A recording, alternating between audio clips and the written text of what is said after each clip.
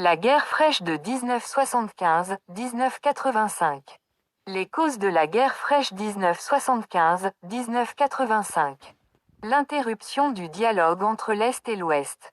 Profitant du repli des USA lié à la défaite au Vietnam, l'URSS reprend une politique d'expansion et d'armement en devenant la première puissance militaire dotée des fusées à 3 têtes nucléaires. Les communistes prirent le pouvoir en Afghanistan en 1978 puis, ils se lancent en guerre à Kaboul en 1979. La crise économique et le recul de l'influence des USA. La crise économique de 1973 a déstabilisé les relations en pleine détente. Sur l'aspect politique, cette crise économique provoqua les tensions revendicatives dans les pays du tiers-monde, mis en difficulté par l'endettement. Aussi, depuis 1973, l'influence des USA recule sur plusieurs fronts.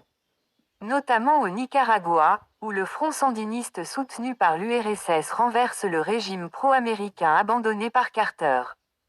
Les conséquences de la guerre fraîche 1975-1985.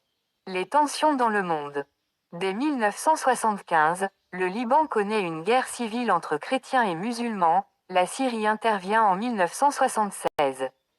En 1980, l'Irak attaque l'Iran jusqu'au cessez-le-feu en 1988 par l'intermédiaire de l'ONU.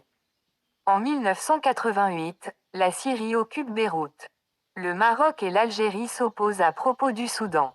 La Libye et le Tchad s'affrontent de 1984 à 1987. L'attitude des USA sous Carter et la course à l'armement. L'intervention de l'Afghanistan par l'URSS a poussé Carter à durcir sa politique vis-à-vis de l'URSS. Il décide de suspendre les livraisons céréalières des USA à l'URSS. Il organise le boycott des Jeux de Moscou en 1980. L'URSS riposte pour les Jeux olympiques de Los Angeles en 1984. De plus, une nouvelle course aux armements nucléaires s'ouvre en 1979.